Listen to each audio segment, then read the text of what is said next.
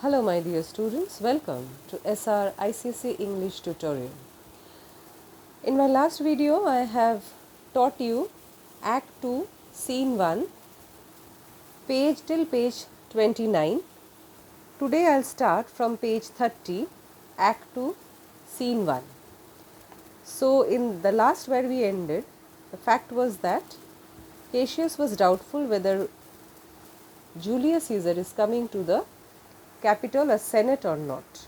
To this, Decius says that never fear that. You don't have to worry if Caesar wants or does not want to come to the capital or Senate or not.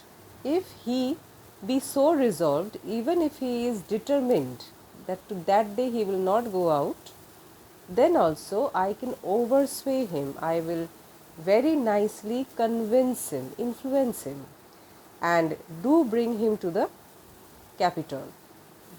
For he loves to hear that unicorns may be betrayed with trees, and bears with glasses, elephants with holes, and lions with toils, and men with flatterers. So he loves to hear. He loves to hear what? He loves to hear flattery. And just like unicorns, that is a mythological animal, as these unicorns are trapped by the hunters, by the actually hunter, he hides behind the tree, and when a unicorn chases the hunter, he just hides behind himself behind the tree and traps the unicorn. Similarly, bears are traps with the help of glasses or mirrors.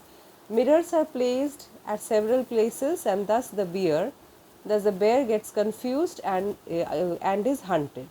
Like elephants, the holes are dug and covered with some plants and leaves, and then the elephants, they don't see that hole and they fall in it and thus are trapped. Similarly, lions with traps. There are snares or traps for lions. And how men are trapped? Men are easily trapped with flattery.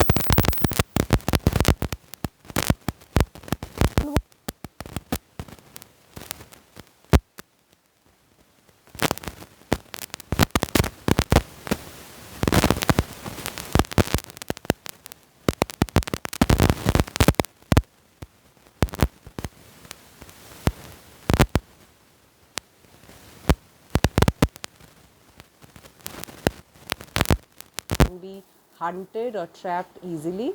So men are also can be Caesar or men, they are easily trapped with flattery, and Caesar is one of them.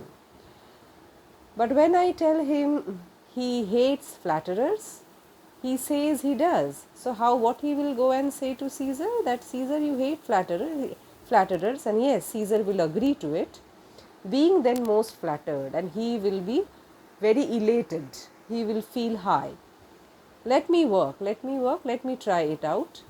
For I can give his humor means his mood, the true bent, the right way, and I will bring him to the capital. So I can give him his mind the right shape. I will shape I will make his mood, and then I know how to make his mood, and then I will bring him to the capital. Now Cassius says nay. No, nay means no. We will, all of us, be there to fetch him. So according to Cassius's plan, that no need to go alone. We all will go together and will bring him to the capital.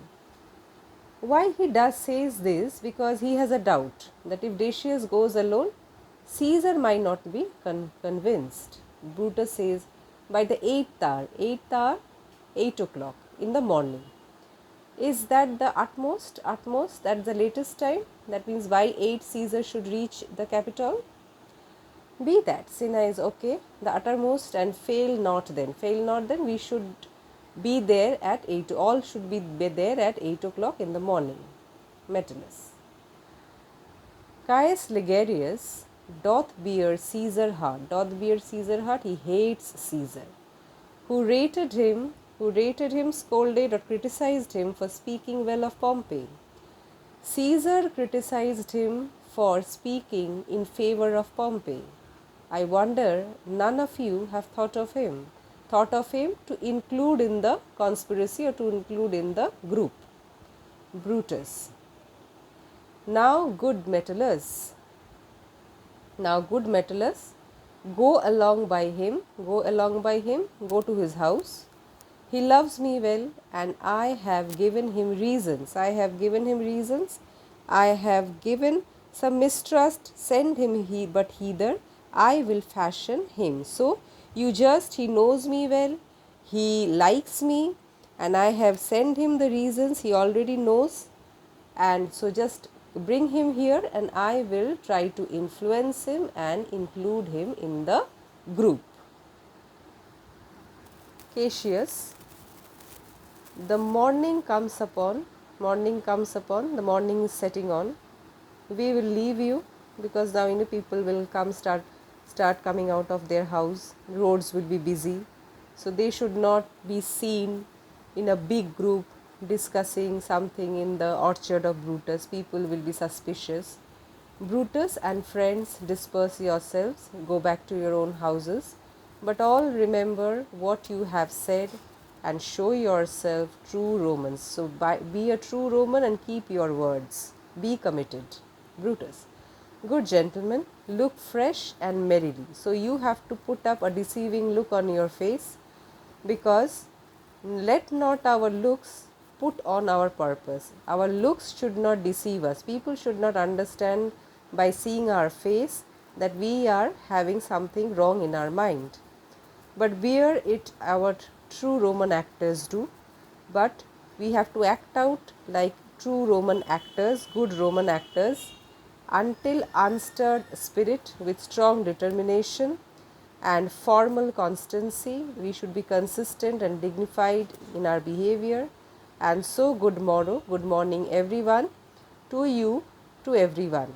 So Brutus gives them some advice that you should all look fresh, as if you all have, nobody should understand that we have not slept well throughout the night. So you should look as if you have just woke up from a good sleep. So you should look fresh and happy. There's nothing to worry, and nobody should understand our purpose by seeing our face. So we have to act out our part till the murder is done. Act out our part well, like good Roman actors, with strong determination. Two things we have to keep in mind: our determination should be strong, and we should be committed. Our behavior and formal constancy, we should keep our dignified behavior strong. And so he wishes good morning to everyone, exeunt all except Brutus. Now here Brutus only speaks to himself. Brutus remains, and he sees Lucius sleeping. He calls, boy Lucius, fast asleep. So he is sleeping so much that he cannot hear him, Brutus, calling. It is no matter, enjoy the honey heavy dew sleep. So sleep is, because he could not, slumber means sleep, because he could not sleep all night due to anxiety, due to the tension. He compares the sleep with honey, sweet honey. Thou hast no figures. You don't have, figures means apparition. You don't see any shadow, nor fantasies. You don't have any imaginations. You don't have any problem. You don't have any imagination. Which busy care makes one's mind restless with anxiety. Because Brutus's mind is full of anxiety, he cannot sleep. Draws in the brains of men. It creates images in the men. Therefore thou sleepest so sound. You have no disturbance in your brain. Your brain is tension free, so you can sleep soundly. This Brutus says because he is unable to sleep due to the anxiety or tension of the murder. Now enter Portia, next page. Enter Portia. Brutus. Brutus, my lord. Brutus, my lord, you are awake so early? Brutus. Portia. What mean you? What do you want? Wherefore rise you now? Why you have woke up so early? It is not for your health thus to commit to come out, because he is in the orchard, to expose yourself, your weak condition, to the raw cold morning. Weak condition here means delicate health. That means Portia is not strong enough to bear the cold. Raw means bitter. Bitter cold in the morning. Portia.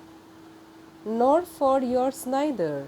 It is not good if it is not good for my health, Brutus, it is not good for your health either. You have urgently, Brutus, stole from my bed. Urgently means very unkindly. You have urgently is very unkind of you, Brutus.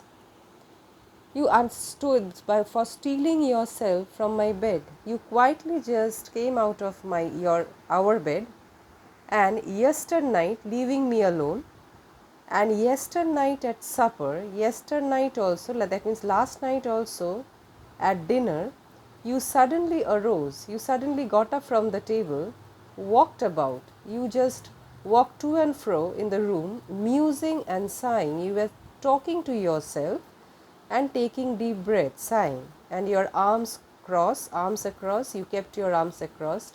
And when I asked you what the matter was, when I asked this kind of means the reason for this behavior, you stared upon me, you gave me a stern look, with ungentle looks. You stared at me with unkind looks, with cruel looks. I urged you further, then you scratched your head and too impatiently stamped with your foot. You stamped your foot, you scratched your head, and I insisted, I repeatedly asked you, yet you answered not. So this was Brutus's behavior last night. But with an angry wafture of your hand, you just waved your hand, gave sign for me to leave you. You just, with waving of your hands, you made me understand that I should leave you alone. So I did, so I left you alone. Fearing to strengthen that impatience, I don't want it to increase. Here strengthen means to increase. I did not want to increase your impatience means anger, which seemed too much enkindled. Enkindled, your anger had high intensity. You were too angry, and withal, and also hoping it was but an effect of humor. Effect of humor, you were just in bad mood. So I did not want to bother you further. Which sometime hath his hour with every man. Sometimes it happens, hath his hour, sometimes it happens with people, that they are angry for some reason. It will not let you eat, nor talk, nor sleep, and this kind of anger or anxiety, sudden anger or sudden fit of anxiety, does not let people eat, talk, sleep. That means they become impatient, restless. And could it work so much, it changes the man, changes the behavior upon your shape, the appearance, it shows on your behavior, and this kind of anger is clearly seen on the person's face, that is appearance and behavior. As it hath much prevailed on your condition, as it has much influenced your mind, I should not know you, Brutus. I should not know you, Brutus. It was difficult for me to recognize you, because you are not this kind of a person. Dear my lord, make me acquainted with your cause of grief. Now yesterday night you did not answer me, but at least now please let me know the cause of your botheration, of your anxiety. Now Brutus, I am not well in health, it is just I am not well, and that is all. Brutus, Portia. Brutus is wise, and were he not in health, he would embrace the means to come by it. Portia says that I know Brutus is wise enough, and if he not in health, if his health is upset, if his health is not well, then he would embrace, he would take, adopt, or take some steps, means steps to come by it, to put it right, to cure it, if there is something wrong with your health. Why? So I do. So he's saying Brutus that yes, I'm trying to do good, Portia, go to bed, go and sleep, because it's only dawn. Portia says, is Brutus sick? So Portia says, I have to believe that you are sick, or if I believe that Brutus is sick, and it is physical, that it is only your physical sickness, and it is physically fit. Is it physically fit to walk unbraced without any cloak? Early in the morning, this bitter cold, you are walking in the orchard without any cloth, or without any cloak, CLOAK, without cloak or any covering, and stuck up the humor, and you are breathing in, you are taking in the cold vapor of the damp morning, damp, that means cold morning, you are breathing in the cold air. What is Brutus sick? And you want to tell me that you are sick, and will he steal out of the wholesome bed? Wholesome here means comfortable bed. Instead of sleeping down, lying down, when a person is sick, he prefers to lie down in his comfortable bed that is cozy and warm, and you have left that cozy and warm bed in this early winter morning, and you prefer to steal out, quietly come out, to dare the vile contagion of the night. What is Brutus sick to? Will he steal out from wholesome bed to dare the vile? He has come out in the cold air to dare. Dare means risk. To dare the vile contagion, the bad contagious or infectious diseases of the night air, and tempt. Tempt means welcoming. Rheumi means the unpurified air. Rheumi and unpurged air, to add into sickness. Rheumi and unpurged means unpurified. So why air is unpurified at night? Because there is no sun. When the sun comes out in the morning with the sun rays, the heat of the sun rays kills the diseases or the germs in the air. So at night the air is not purified. You have come out to add to sickness. You are welcoming every type of disease. No, my Brutus, you have some sick offense, you have some other worries within your mind. There is something else going on in your mind. It is not your body, but it is your mind that is sick. So next page, Portia continues, which by the right, Portia directly says that it is not your body but your mind, and which by the right and virtue of my place, virtue, right as a wife, and virtue of my place as your wife, I ought to know of. I have the right and I have the position as your wife to know the reason what is bothering you. And upon my knees, and she kneels down, upon my knees I bent, I charm you, I request you, I implore you by my once recommended beauty, once the beauty you always praised, by all your vows of love, the promises of your love, and the great vow. Great vow refers to the marriage which did incorporate, which did made us one, united us, the solemn vows that united us, made us one, that you unfold to me, you tell me, disclose me the secret. Yourself, your half, why you are heavy. That you unfold me yourself, unfold yourself to me, your half, I am a part of you. Why you are heavy, why you are so serious, why you are so disturbed, and what men tonight have had resort to you. Men, that means Portia came to know about group of men who came to resort to you, visit, who have come to visit you. For here you have been some 6 or 7 you have been meeting. You have met some 6 or 7 men who did hide their faces even from darkness.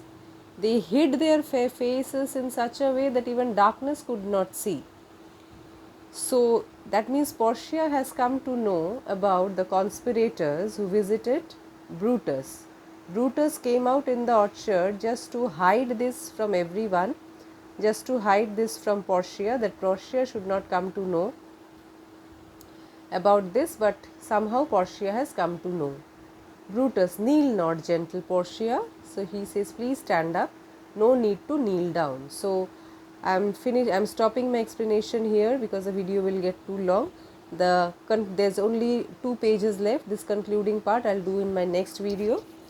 So if this video is useful or if it is helpful for you, please share it with your friend and like, share and subscribe my channel. Thank you.